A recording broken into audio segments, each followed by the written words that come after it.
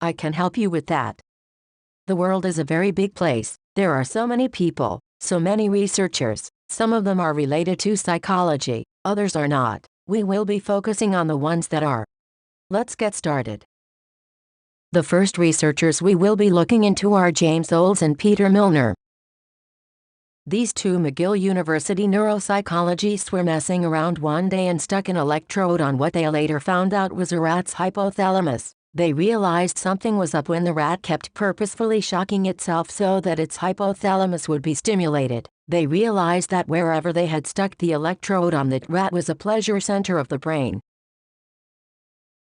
It also helped to govern the endocrine system via the pituitary gland and is linked to emotion and reward.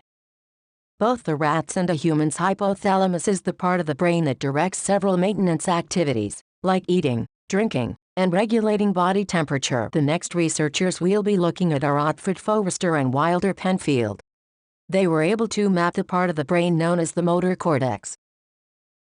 They used a whole bunch of wide-awake patients who were under local anesthesia to keep their brain surgery patients awake. While they lay there, the two researchers would poke at their brain with an electronic needle, and then watch the patient's motor reactions like hand and finger movement to learn how the brain's motor cortex worked. The motor cortex is the area at the rear of the frontal lobe that controls voluntary movements. Now we are moving on to someone more special. This person wasn't a researcher. He was what we call a case study. I'm sure we are all already very familiar with him. His name is Phineas Gage. Gage was a railroad worker who had a 3-foot metal rod blown straight through his skull in a minor explosion. At the time of the incident, everybody thought that Phineas was a goner. But surprisingly, he immediately sat up and began to speak. However, despite being physically okay, Phineas was now personality-wise a completely different person. He became much more profane, irritable, and hard to work with. This is because the rod that flew through his brain damaged his frontal lobe, the part of the brain located behind the eyes involved in speaking, muscle movements, and making judgments. Time to keep moving on. The next researchers we'll be looking at are Paul Broca and Carl Wernicke. These two cool dudes were involved in discovering and naming the parts of the brain involved in language.